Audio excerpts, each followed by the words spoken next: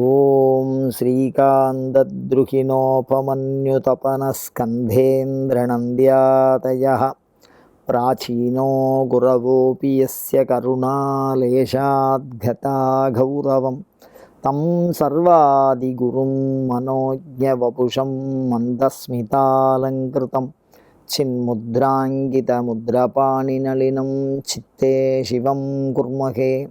நமஸ்ஸரசே நமஸ்ஸரஸ்வதயே நமஸ்ஸகீனாம் புரோகானாம் சக்ஷுஷே நமோதிவே நம பிருதிவே நமஹ. சங்கரா தொலைக்காட்சி நேயர்களுக்கு நமஸ்காரம். லலிதா சகஸ்ரநாமம் சிந்தித்து கொண்டிருக்கிறோம். 719வது நாமாவளி கணாம்பா. கணாம்பா குஹ்யகாராத்யா கோமளாங்கி குருப்ரியா. இந்த கண அப்படின்னு சொன்னாலே அது கணபதியை தான் குறிக்கும். அம்பா அப்படின்னா அம்மா, கணபதியோட அம்மா. இப்போ கூட இந்த பெண்கள் வந்து பக்கத்தாத்து மாமியோடையோ இல்லை பக்கத்தாத்து கூட பேசுகிறான்னு வச்சுங்களேன், பக்கத்து வீட்டில் உள்ளவாள் பையன் பேரை சொல்லி அவங்க அம்மாவை கூப்பிடுங்க அப்படின்னு சொல்லுவாங்க. தலையில் அடித்த மாதிரி பேர் சொல்கிறதுங்கிறது தோழியர்களுக்கு தான். ஒரு பையனை பேரை சொல்லி அவங்க அம்மாவை கூப்பிடுங்க கொஞ்சம் அப்படின்னு சொல்லுவாங்க. அந்த மாதிரி கணாம்பா அப்படின்னு தலையில் அடித்த மாதிரி லலிதா பரமேஸ்வரிக்கு பேர் சொல்லாமல் பிள்ளையாருடைய பேரை சொல்லி பிள்ளையாருக்கு அம்மா அப்படின்னு இந்த நாமாவளி சொல்கிறது. இது பெண்களுக்கே உரிய சிறப்பு. வந்தியாதோஷம்னு பேர். கல்யாணம் ஆகி குழந்தை பிறக்கலைன்னு வச்சுங்கோ, ரொம்ப அது ஒரு பெரிய விஷயமாக பேசப்படும். அது மாதிரி இல்லாமல் புத்திர சந்தானத்தை தரக்கூடிய அற்புதமான ஒரு நாமாவளி இந்த கணாம்பாங்கிற இந்த நாமாவளி சொன்னால் புத்திர தோஷம் நிவர்த்தி ஆகும். இந்த நாமாவளியை ஒரு குறிப்பிட்ட பீஜம் இருக்கு, அதை சொல்லி சேர்த்து சொன்னால் கண்டிப்பாக குழந்தை பாக்கியம் அவளுக்கு உருவாகும். அபிராமி பட்டர் சொல்கிறாரு, தடக்கையும் 3 என தோன்றிய முதறிவும் வள்ளி நீ செய்த வல்லபமே. அதில் செம்முகனும் அப்படின்னு ரொம்ப அழகாக சொல்லியிருப்பார். என்ன காரணம் அப்படின்னா, பரமேஸ்வரன் காமனையே தகனம் பண்ணினவர். அப்படி ஒரு தபஸ்வி, குடும்பத்தில் பற்று இல்லாதவர். அவரை கல்யாணம் பண்ணிட்டு அற்புதமாக இந்த குழந்தையில பெற்று எடுத்த ஒரு சாமர்த்தியம். வள்ளி நீ செய்த வல்லபமேன்னு சொல்லுவார். அவ்வளோது சிறப்பு இந்த நாமாவளி. லலிதா சகஸ்ரநாமம் முழுக்க முழுக்க ஒரு பெண்ணுக்கு உண்டான ஒரு பெண் குழந்தையாக பிறந்து மிகச்சிறந்த புகழ சார்வபௌமம்னு சொல்கிறோமோ இல்லையோ, உலகத்தை ஒரே குடையின் கீழ் ஆளுகிற வல்லமை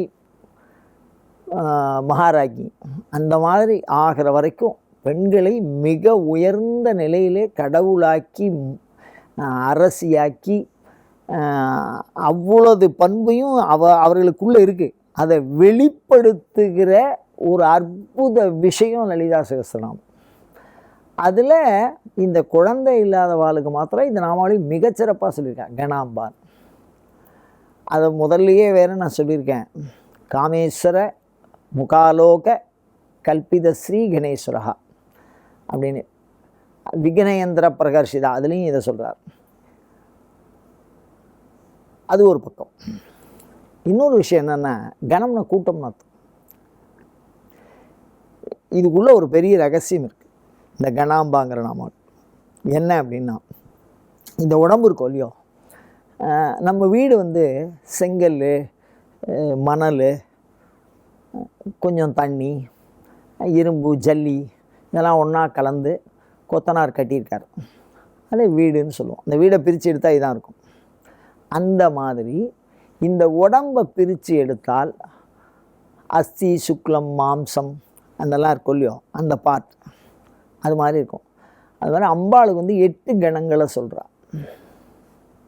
ஒவ்வொரு சாமிக்கும் ஒவ்வொரு கணம் சொல்லியிருக்கா. இருந்தாலும் அம்பாளுக்கு வந்து 8 கணங்கள் சொல்கிறா. அந்த 8 64 பிரியும். அந்த 8 கணங்கள் என்ன அப்படின்னு கேட்டிங்கன்னா, பிருத்திவி சாரம், அப்பு சாரம், தேயு சாரம், வாயு சாரம், ஆகாச சாரம், சூரிய சாரம், சந்திர சாரம், ஆத்மசாரம். இது எல்லாமே 8 8ஆக பிரியும். 64 கலையும் சதுஷ்டி கலாத்மிகான்னு பின்னாடி நாமாவளியில் வரும். 64 கலையாக இந்த உடம்பானது பிரியும், சிஸ்டமாக பிரிஞ்சு வேலை செய்யும். இப்போ மருத்துவத்துறையில் பார்த்தோம்னா கண்ணு, காது, மூக்குக்கெல்லாம் தனியாக ஒரு டாக்டர் இருக்கா, அப்புறம் வயிற்றுக்கு தனியாக ஒருத்தர் இருக்கா, ஹார்ட்டுக்கு ஒரு தனியாக இருக்கா, கை காலுக்கெல்லாம் தனியாக பார்க்குறவா இருக்கா, நரம்பு பார்க்குறவா இருக்கா, ரத்த சம்மந்தமான விஷயங்களை பார்க்குறவா தனியாக டாக்டர் இருக்கா.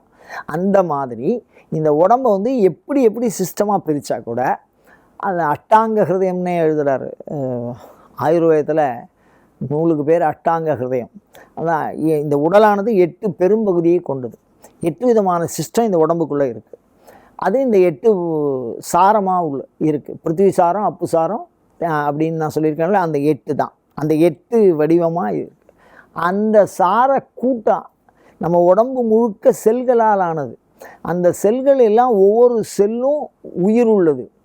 ஒன்றும் ஒவ்வொரு இந்த 8 விதமான கூறுகள் சாரத்தினாலே ஆனது. அது எல்லாத்தையும் ஒன்றா இணைச்சி கட்டப்பட்டதுக்கு பேர் யாக்கைன்னு பேர். அதனால் இந்த கணாம்பால்னு இந்த உடம்புக்கு பேர். இந்த உடம்புக்கு பேர் கணம்னு பேர். இந்த உடம்பை உருவாக்கி தரக்கூடிய பண்பு தாயாருக்கு இருக்குது. உள்ளத்தை உருவாக்குகிற பண்பு தந்தைக்கு இருக்குன்னு சொல்கிறது சாஸ்திரம். உடம்பை உருவாக்குறது தாயாருக்கு இருக்கான். வெறும் உடம்பாக இருந்தால் போனோம், உள்ள சரியா இல்லைன்னா பைத்தியம், அறிவு இல்லைன்னா முட்டாள், உடம்புல அங்கம் இல்லைன்னா ஊனம்.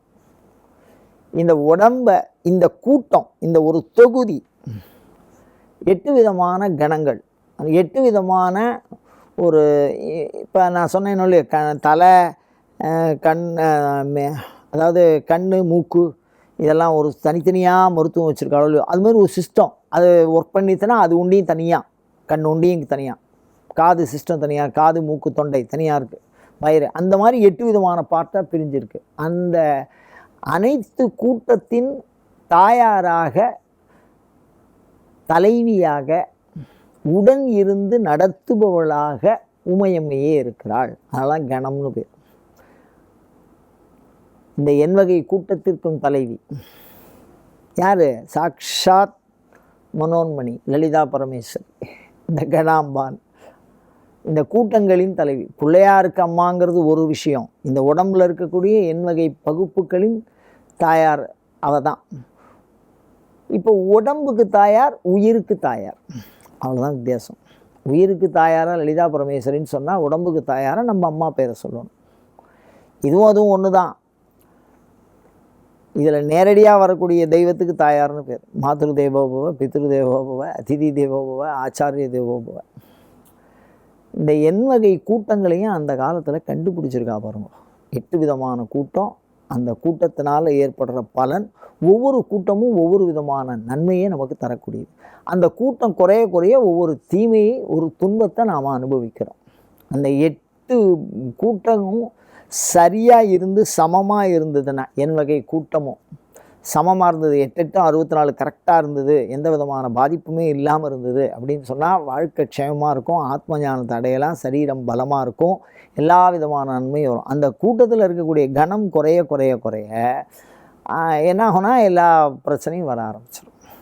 அப்போ இந்த உடம்பு ஆரோக்கியமாக இருக்கிறதுக்கு, ஆத்ம ஞானத்தை பெறுவதற்கு, ஆயுளோடு இருப்பதற்கு காரணமாக இருப்பது இதுதான், இந்த உடம்பு. அது எல்லாத்துக்கும் காரணம் அம்பாள் தான். அணுகாதவர்க்கு பிணியே பிணிக்கு மருந்தே அமரர் பெரு விருந்தேம்பர் அபிராமிட்டர்.